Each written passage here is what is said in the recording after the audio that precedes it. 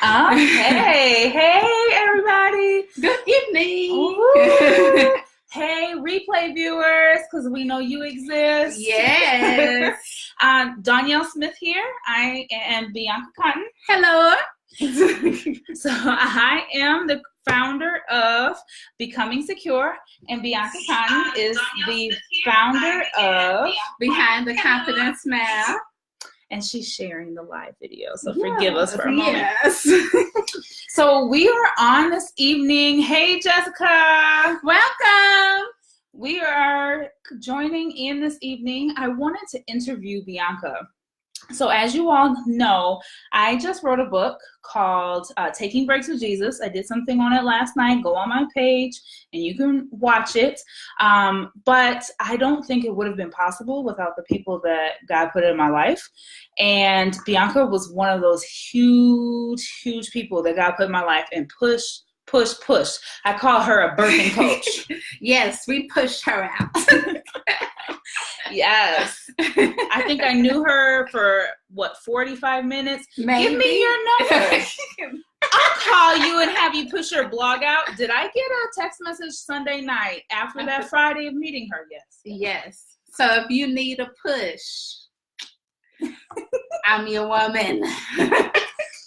So what I'm going to do this evening, just a little over a year ago, Bianca went from working as a career, being a mom and a wife, and then she added a blog, 3 books, facilitator of over 5 Release the Fears events, and that she presented to women and to young ladies in different schools and environments. When do I sleep, right? Right. I get my sleep, y'all. Don't worry. And that's what I think amazes me the most, because I'm single and I couldn't figure out how to write a blog, write a book, do all this stuff, cook, have fun, and she was doing it like a boss, okay? And exercise too, right? Yes, and I had that in here too, and I skipped over it. But yes, so it's like, wow, she did all of this stuff, and she never lost her mom duties, her wife duties, and living a balanced life with friends and family, and then staying healthy. Wow, it's possible. And there's 2 things there. There's balance, and then there's actually perseverance. Like you're pushing through and you're doing something past fears. Because I know you have some fears. Oh, yeah.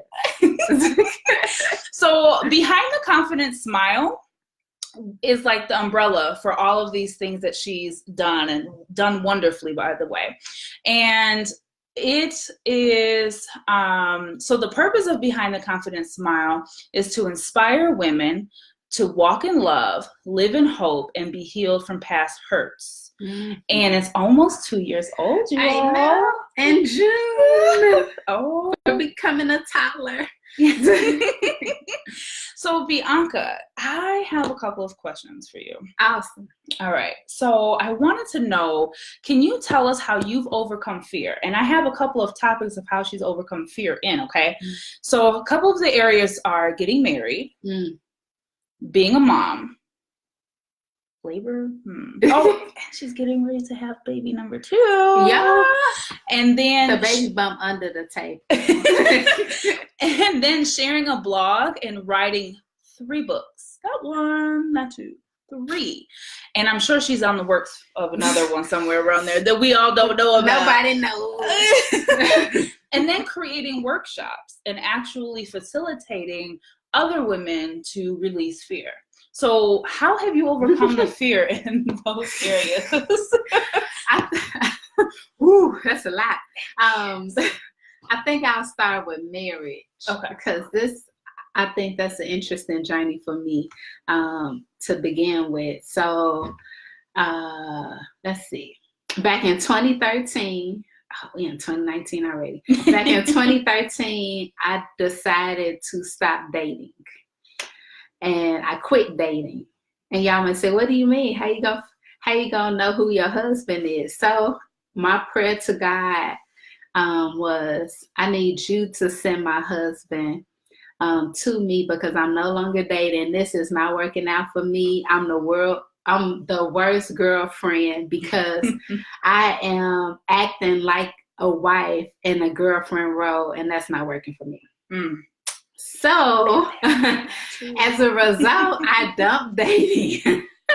And who would have ever thought that I would get reconnected to my now husband in 2013 after making that declaration and praying that prayer. And we were friends for 3 years before deciding to get married, and we never dated. Wow. We just got married. And along those 3 years, God was sending signs that this was my husband. I told God that I would not say anything, that he would have to recognize who I was to him. That's hard. Oh yeah, to keep your mouth shut. But for me, it was easy because I was so tired of going through this cycle of dating and knowing on the onset of dating these people that I was in a relationship with, that it wasn't going to last. Like, God kind of told me that, and I guess I really didn't believe it at first, but I knew it. And so I didn't want to continue to go in these cycles of unhealthy relationships or relationships that weren't meant for me in the long term. So as you started kind of going through the process of like courtship, or not courtship really, because you guys were friends, but even just engagement, and then that process, I'm sure there were questions in your head of how things were going to work out things like that. How did you balance that and keep pushing forward? Like, what did you do? Choosing faith over fear, right? To say that you're not going to date anymore is a faith move. And overcoming that fear of being looked at weird when you say that to people, and especially to people who don't believe in what you believe in, nor believe in God. Like, they don't believe in not dating, and they don't believe in God. Two different groups of folks. So I believe when I was having those conversations that people were waiting around to see what was going to happen. But because I had friends that God introduced me to who were doing the same thing, and they introduced me to a book called God is Your Matchmaker by Stephanie Herzog, that's where the concept of waiting came from, and not dating. And it gave me a different perspective on dating, and how dating really didn't exist in the Bible. And I was like, well, so why am I doing it? You know, why would I do something that God didn't really say that I had to? So I'm really hearing you all that faith. So number one, I think something different had to come in. A new perspective came in for her. And then I'm hearing that her faith in God and holding on to that, and that he knew what was best for her, definitely was what kept her being able to move forward, rather than to pin herself backwards and be stuck in fear. Yeah, so I launched into the deep with that one, and we just celebrated 3 years on Monday. So it is possible. There are people out there doing it. We're not the only ones. We didn't kiss until we got married. So it's possible, y'all, with prayer, accountability, and faith in God. So that was the marriage piece. Go ahead. I was going to chime in to those that are newcomers, you all. This is Bianca Cotton, founder of Behind the Confident Smile. Dawnielle Smith, founder of Becoming Secure. We are just quickly discussing and interviewing Bianca about how she's overcome so much with fear and balanced her life to write 3 books and do a lot of stuff. Okay, go back and watch the replay. So now looking at how did you overcome fear of being a mom? You're going to get ready and start stewarding a whole nother life. Yes. Right. And so I can imagine that being fearful, not just the process of it changing your body, but now also this little person. Little people. So before the little person, y'all, when my husband and I got married, I instantly became a mother because he had a son from a previous marriage. So I instantly became a mom, and he's now 14 years old. So on the onset, I was just like, whew. you just learn as you go. You just do it, right? So I continue to learn as I go with that. But then 2 weeks later, we conceived our first child between the both of us. And so newly married mom, now I'm carrying my first child, who's a girl. She's 2 years old now. And I was like, oh my gosh, I'm not ready, Lord. But he wanted her to be here, right? And going through the process of growing and developing this young lady in the womb and learning what to eat. And I just soaked up every book, blog, talked to every woman who was a friend of mine that had children, and gleaned wisdom from them. And it was definitely a faith walk, because any aching pounds, like, what's that? I don't know what that is. And my rib hurt, So it's all been a faith journey since. And even still with as our children develop, you still learn about them and develop with them as their parents. So every day is a learning process, and you overcome fears, and you pray that you're doing the right thing for them and steering them in the direction that they need to go. Okay. All right. So now, on top of being a wife and being a mom, you started, when I first met you, at a bowling alley on accident that neither one of us wanted to go to. Right. Because I was tired after work on a Friday. And I think I was still on maternity leave when I met. Yeah. Okay. And we started talking, and you said how you had just released your blog. Yeah. And tell us a little bit how you overcame fear with allowing other people to read your words. That was a big one for me. So for those introverts out there, I'd rather be by myself, y'all, sometimes. You probably can't tell, but that's how I recharge. I recharge by writing, journaling, just, being not isolated, but quiet still, right? And I've been writing for a long time and never publicly shared it on a blog, like, type platform. And as I was transitioning back to work after having my daughter and on maternity leave, how the blog came about was I was praying and asking God for my purpose and really seeking what I was placed on this earth to do. And also, at that time, I wasn't ready to go back to work. And I was like, I just need another way to make money. Show me, Lord. And he was like, start writing to encourage women. I was like, how is that supposed to make me money right now? Like the right now. And I delayed in my obedience, right? In that word. And it's easy to do. It's easy to do. Trust me. But don't get into that, y'all. But I did that for maybe 2 or 3 months, and I came back around to the same prayer, Lord, what can I do? What's my purpose? And he took me back to the last thing he told me was write to encourage women. So I said, you know what? I don't think he's going to tell me anything else until I do what he asked me to do. And you know what? I'm going to do it scared, right? I wasn't necessarily happy to share my thoughts and my heart with the public. But I knew it was, if I didn't do it, I was going to be in the same place, asking the same question and feeling stuck. And who likes to feel stuck?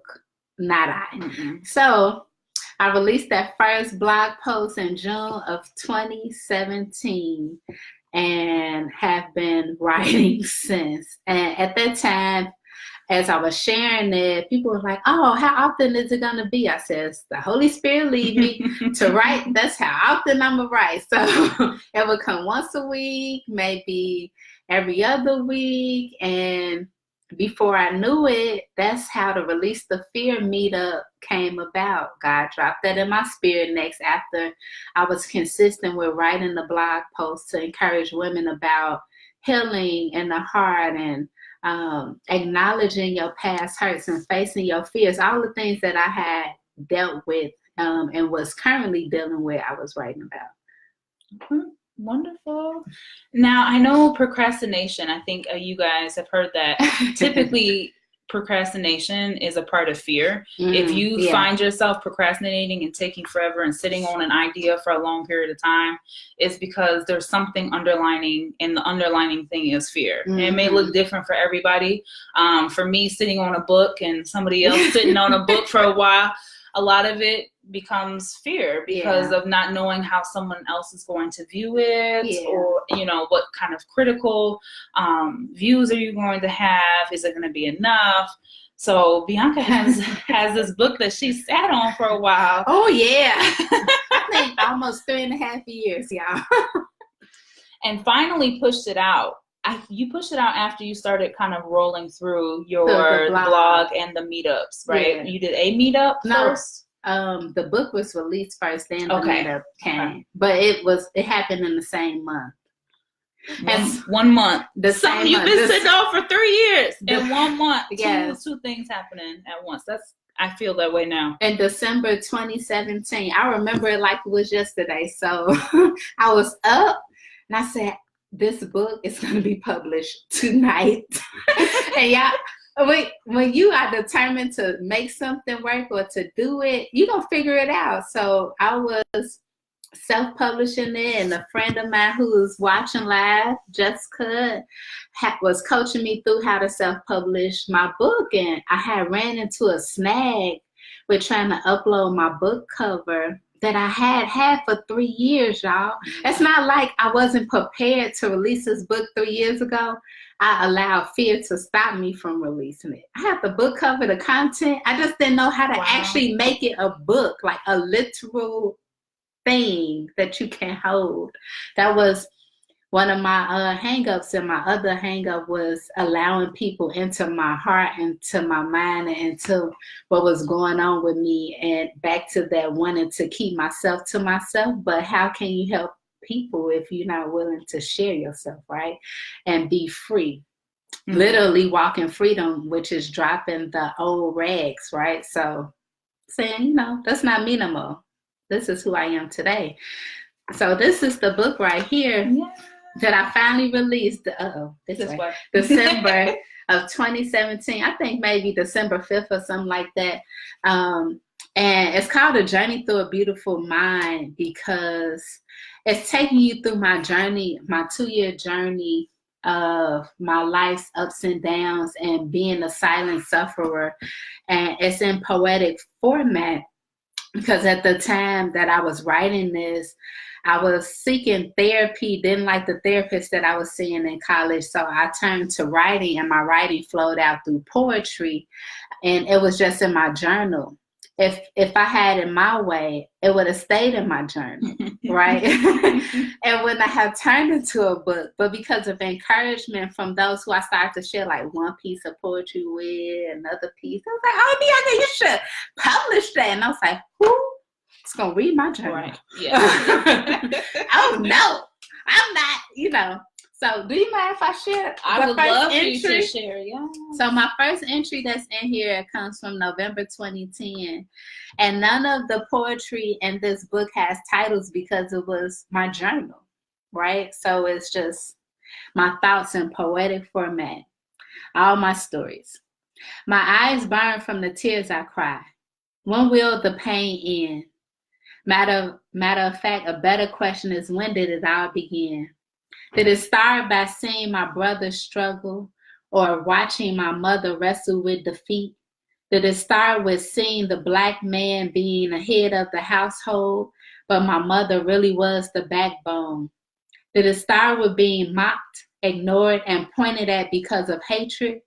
Or did it start as I witnessed my brother gunned down by another brother because of a street corner?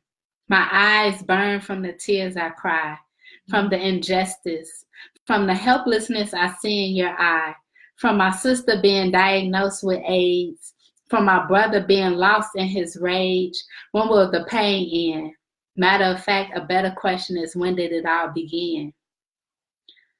And so my poetry... I I know some of y'all are doing that. It flows directly from my heart, my personal experiences, from what I was seeing and experiencing in my environment, and just finally letting it out, right? And I believe this is another reason why I released the fear flow from me, that God gave me that, because writing for me is a release. Some people talk, some people exercise, some people drink coffee, some people turn to drugs, but mine was my pen and paper. And it continues to be a release for me. It's therapeutic. It's even how I pray. Like, I journal prayers. It's my, like, one of my primary communication styles with God. So that's definitely my release on paper, and just flows with dysfunctional relationships to happy moments, to what it means to suffer in silence, everything, y'all, anything and everything that happened in that 2-year period. Wow. Amazing. And you're letting other people read something that was very personal. Yeah. I, in myself, will be very fearful of that. So I can definitely understand why you sat on it for a couple of years. And it was on my computer for that long, just sitting there. So a couple of questions that I wanted to ask Bianca, because I'm very encouraged, and have been very encouraged by her ever since I met her. And as I'm continue to keep getting to know her, I'm just like, wow, really? Oh, and so I wanted to kind of help others that are kind of contemplating, thinking about wanting to start a business, wanting to start a blog, wanting to encourage people, start an organization. It can look completely differently than what we're doing. It doesn't have to look like that, but it's going against the grain of what everybody else around you is doing. It's not easy. You are going to face some fears, but you definitely can do it afraid and to accomplish it. So I wanted to ask her some of these questions just to kind of pick her brain so that we can grow from that. I grow from other people's experiences. And so I wanted to know, when did you first notice fear was an issue for you, and how did you overcome it? First notice it when I can comprehend it. Whew. So the first thought that came out was 3rd grade. I was telling Dawnielle earlier, in 3rd grade, I tried out for the cheerleading team, and I didn't make it. I was just like, oh my gosh, I want to be a cheerleader. So for a whole year, I practiced my split. I was stretching. I was working at home to get ready to try out again the next year. And I think that was maybe one of my earliest moments of recognizing that I had fear of, what if I don't make it again? Like, after I tried again, am I good enough? Do they see me? Am I worthy? Am I not the right shape to be a cheerleader? Am I too young? So all these questions that start to come into your mind when fear and doubt tries to enter your heart and discourage you from moving forward in life. And at a young age, you all. Yeah. A very young age. So be mindful of your children, nieces, nephews, grandchildren, or just people around you in general, and listen to them speak. And then you start to hear fear, because fear can sound like comparison. It can be frustration. It can be all types of things. Procrastination, anger. If you ask, what's the root of this? Why are you acting like this? Well, I'm scared. Like, you might get to the root of why people are acting the way they are. Prideful. Behind that is insecurities. Behind that is fear. Fear got many cousins, y'all. It does. We got a lot of relatives. We don't like them, though. Right. Right. Gotta get rid of them. Okay. And so did you say how you overcame that fear? How I tried out again. Okay. So, and I made the team. Did it afraid. Yeah, I did it afraid. And I had to, we had to try out in front of all the current cheerleaders. And I was just like, do I have to? Like, can this be a private try out. No, did it again and I made it. So from a young age, I learned if I want something, if I'm gonna go for it, work for it. Try again and see what happens. Yeah. And, even in the process of trying and continuing to keep trying, it builds a perseverance inside of you. And a confidence. Yeah, definitely. And the outcome doesn't always matter. And I think how you process through the outcome is also very important. Accomplishing something, me being a performance-driven person, like my whole self-esteem was built on how good I perform. And the outcome doesn't always add up to be what you think it should be. Right. And so then you're left disappointed anyway. But you did it, right? So you're not left wondering what would have happened if I tried versus I went for it and it didn't quite work out how I envisioned it, but I'm building muscle for the next time. Yes. I'm building perseverance, as Dawnielle said, for the next time. I'm building confidence. I'm building accountability now. Maybe I've developed some relationships in the process and we can work together to strengthen one another. So the next time this situation comes around, we have a better response. We're more effective.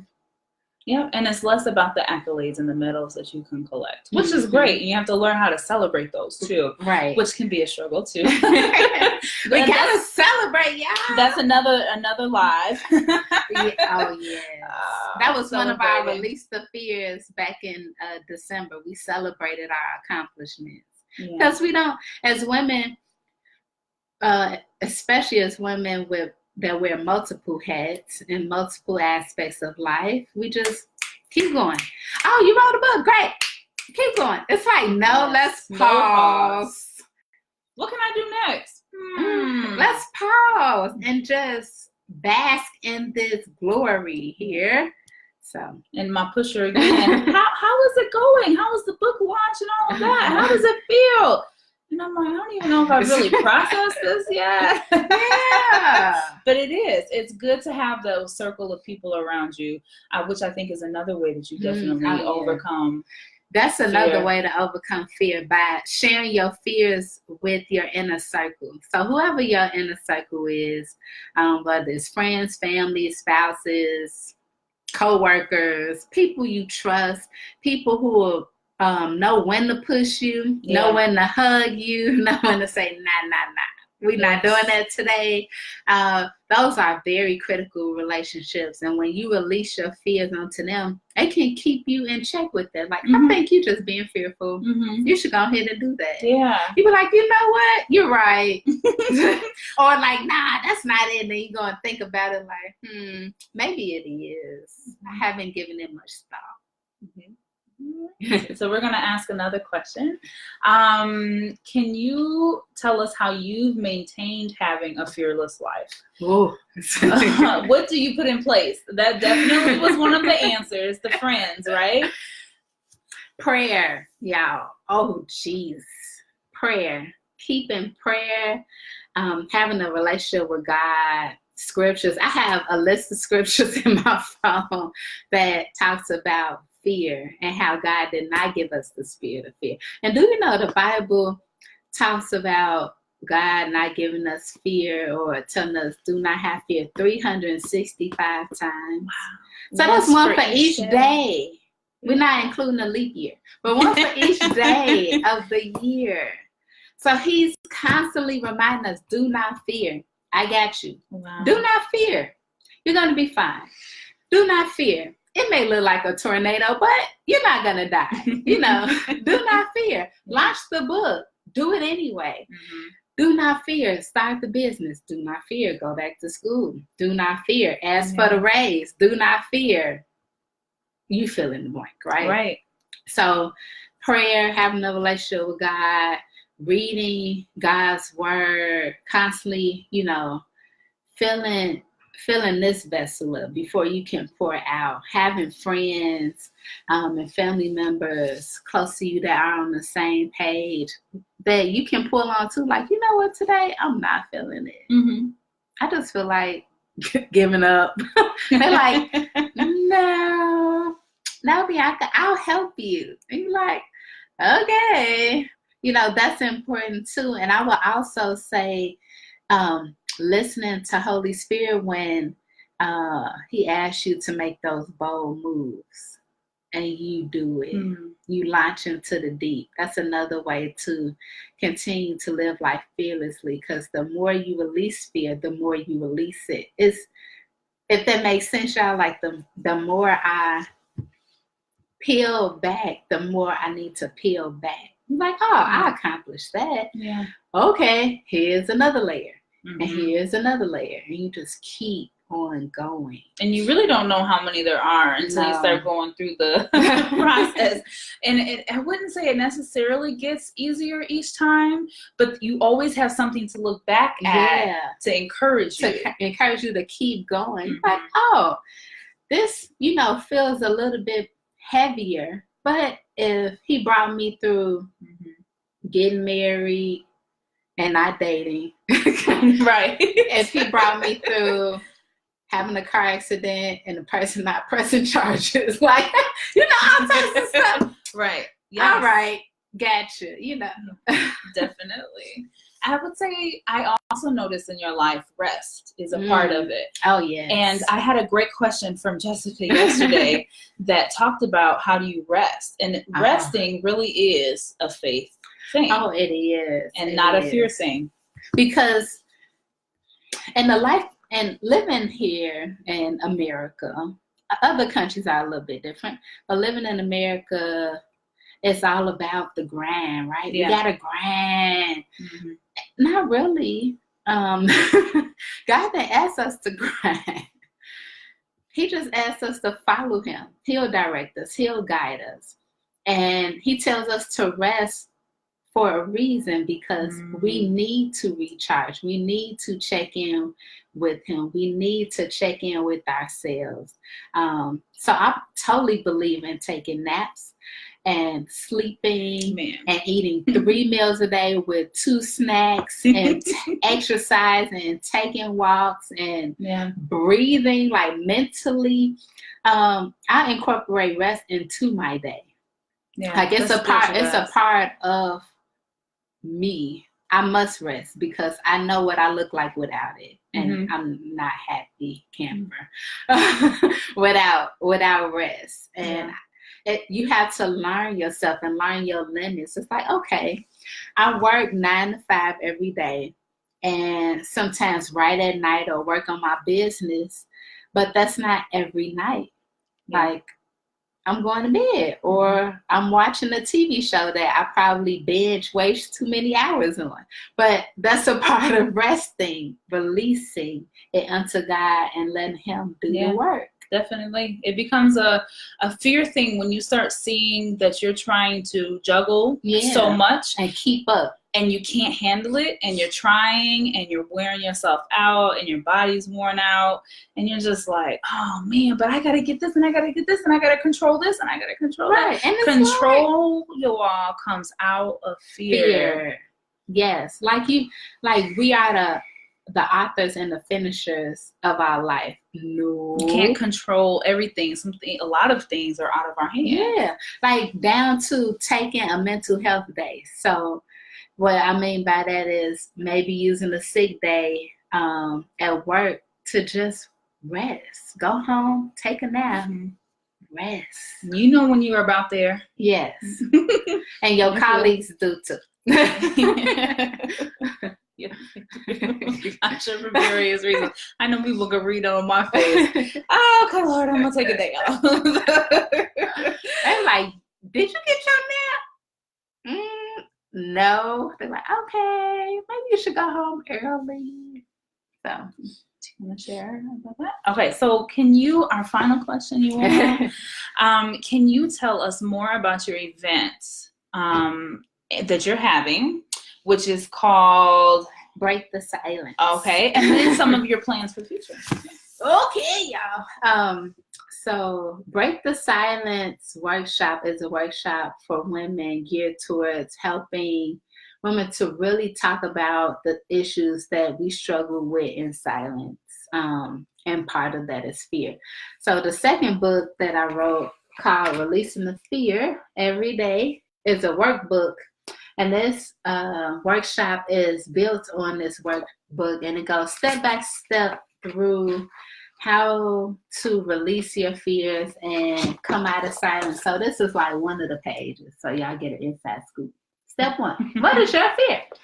And sometimes we don't ask ourselves those questions, like, you know, I'm dealing with anxiety. Why is that? Like, where did it come from? So how long has it been there? How long has it been there? Oh my gosh. You will be surprised if you actually sat down and thought about that question. How long have you dealt with this? What are your triggers? So that's what the workshop is geared towards. And it's April 6th here in Chicago if you're local. And the link that's in the heading of this video, you can go to my website at behindtheconfidentsmile.com to register. Registration ends this Saturday, March 30th. That's right. We're about to get into April, y'all. So check it out. If you got wives, you know, sign them up. If you want to sponsor somebody, do that too. You know, we all need time to decompress and time to reflect in order to move into purpose. And fear is an enemy of purpose, y'all. So you don't want to live in fear. And, you know, we're constantly thinking in our heads. I know women definitely, right? I can speak for us. We always thinking. I wake up having to use a bathroom in the middle of the night, and I'm like, why is my brain still thinking? Shut off for a moment, please. And when you're constantly overthinking and doing all of that, it's like, and you're in your own head, you need somebody else's perspective. And a lot of time, that's really, I'm telling you, I went to Bianca's first release the fear that she had, and I'm like, okay, I'm gonna do this to support my friend. I don't know if I'm really gonna be able to do anything with these fears. Do I really have fears? I'm not really truly ready to confront these, I don't think. And I came anyway, and I'm telling you, it has been like a hill, me running up, whatever you want to talk it. I've been overcoming these fears, and I needed the perspective of other people. I needed to see how she saw me, because I can see myself in a negative light, right? And then I also needed to see, oh, well, maybe it isn't that hard to just go ahead and click on Amazon or on KDP Publishing and start putting in what I've written. And then, you know, so, and it really wasn't. It really didn't take ton of time to do it, and someone else's perspective. So check it out, you guys. Share that to women that you know need it. And it could be, it doesn't mean that this person isn't confident or bold in areas. I think we all have fears in different areas, and it may not look huge compared to others, but it could still be something that is necessary to process. And if you do feel that you've overcome fear in many ways, come and be a help and a support to someone else. And it's also about building community. Back to what we said previously, not walking alone. So when you are learning to break silence, you are breaking down walls of isolation. Like, you know, I got it. I can do this by myself. But you up here going crazy in your head. Nobody else know. They can't war with you. They can't pray with you, because they don't carry know that burden. They don't know your battles. Because you're living in isolation. So it's time out for that if we want to move into purpose. And step 1 is admitting you have a problem, like in AA. It really is. And it will free you in ways that you never thought. And it's not all you that's doing the work. So don't think it's so hard and unbearable and it's not possible. Especially if it's something, I think of myself, there's many things that I've tried doing over and over and over again, and you get very discouraged and you don't want to keep doing it because you're like, oh, it's not going to happen, whatever. No, it's possible. You can overcome anything. So you need others to help you. God is he overcame for us, so that is possible. So just remember that. Get yourself in a community of people. It's absolutely necessary. Check out our blogs, behindtheconfidentsmile.com and becomingsecure.com. Oh, are we subscribe cute? Subscribe. and share your events. Okay, so I'm having a book launch April 13th. Yes, look, you guys. It's pink. And gals. It's called Taking Breaks with Jesus, you all. My first ever book. It's a 30-day devotional. Yeah. It's about being able to take moments and breaks and rest with Lord in a busy world, because we have a busy And she released world. her fear to do this. Y'all. Yes, I did. She's a product of releasing fear. Oh my gosh, yeah. And I have more and more books in my head that are coming out. So I know I know she'll be pushing me. You hear her? She knows she'll be pushing me. So we just want to thank you, Bianca, for coming and for sharing part of you and a part of your journey and how you've overcome fear. And I hope you all have gotten something out of that. Please share, continue to share with people, because there's so many people that struggle with fear. And it's almost, like an epidemic. But guess what? Love, perfect love, casts out fear. It does. I'm learning that. And I'm learning what perfect love is. So I hope you all will go on that journey with us. Yes. So have a great night. Good night. Thanks for tuning in.